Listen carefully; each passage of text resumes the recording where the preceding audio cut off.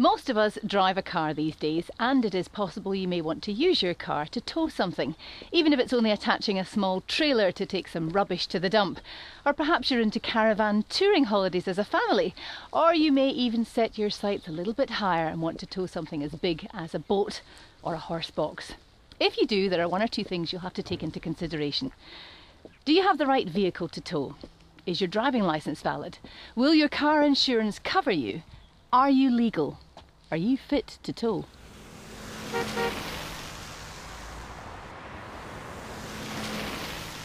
The majority of problems that we encounter involving caravans and trailers are to do with incorrectly distributed weight.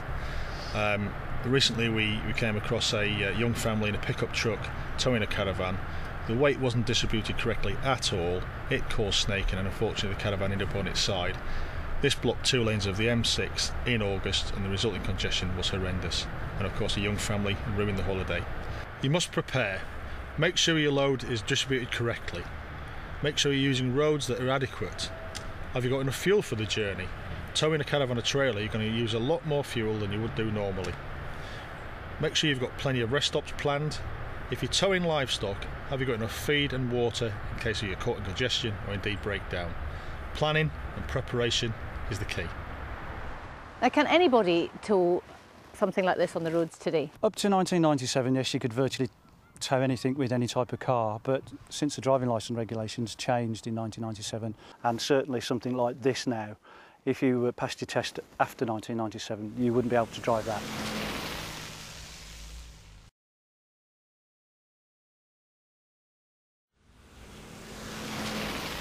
And in the event of an emergency and you have to call out breakdown services, what happens? When you break down or when you travel with a trailer, it's always best to ensure that your recovery company know that you have got a trailer with you, because they have to send out specialist recovery trucks to tow both. And if they're not aware that you've got a trailer, then they might come and take your car, but they'll leave your caravan on the side of the road. Of course, there are rules about what you can and cannot do, and there are risks too. Last year alone, accidents involving towing vehicles caused nearly 1,400 injuries and 43 fatalities. So, how do we make sure that when we're towing, we do it right?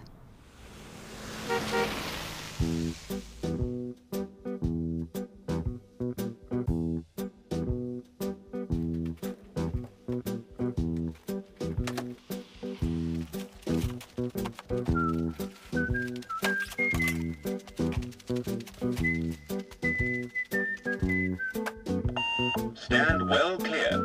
Vehicle reversing.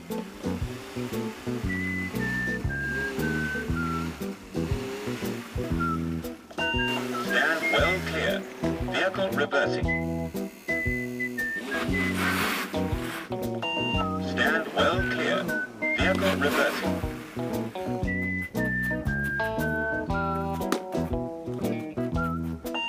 Stand well clear. Vehicle reversing. Stand well clear. Vehicle reversing.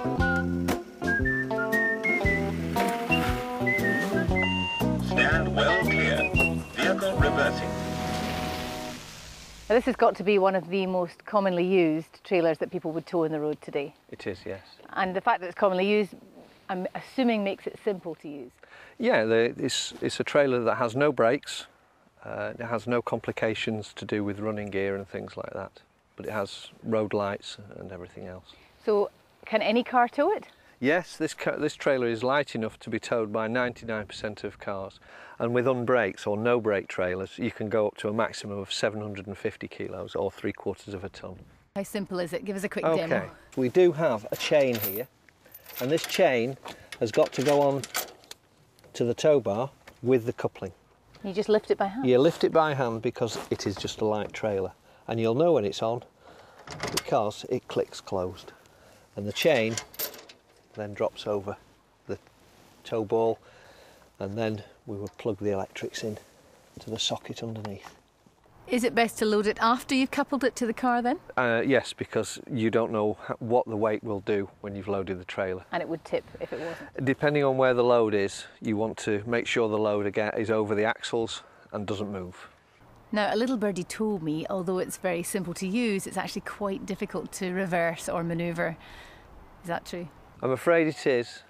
It's impossible and cannot be done.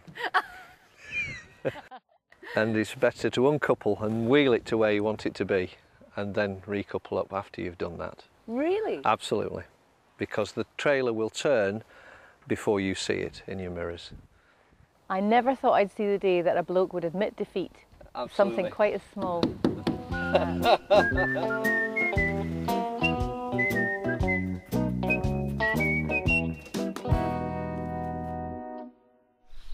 This is a typical trailer that you would find in your neighbour's garden. Probably hasn't moved for a few months, and so there are certain checks that we have to do, make sure that it's safe to tow. Okay, we would be looking at the hitch to make sure it locked properly onto the tow ball, and we will be checking the electrics to make sure there was no damage to it. You've got to make sure that the cables don't go near where the moving parts of the trailer are, and we've got to check the tyres for both the tread, any cuts or bulges, and the tyre pressures. We must make sure they're right, and give the wheel a push and a pull to check the bearings, because when they've been stood for a while the bearings actually do deteriorate. We must also check that the registration plate is the same as the one on the vehicle, that the lights work, the clips that hold the tailgate are fastened so it can't come undone, and finally the floor must be sound with no holes or rotted, and if it is, put another sheet in and load on top of that, making sure that the load is over the axle and that it doesn't move, and then you should be fine. Just as you're about to set off, that last final check, check that the tyre pressures are still correct, check that the lights work on the back of the trailer, and check as you sit in the driving seat that you can actually see properly behind the trailer through your mirrors. Because of course the fundamental point is that you must remain legal and fit to tow. Towing is easy once you've given it a go, but you're going to have to practice somewhere first. And don't forget, make sure you've got the right vehicle for the job and that you've carried out all the relevant safety checks before you set off. And above all else, make sure you're fit to tow.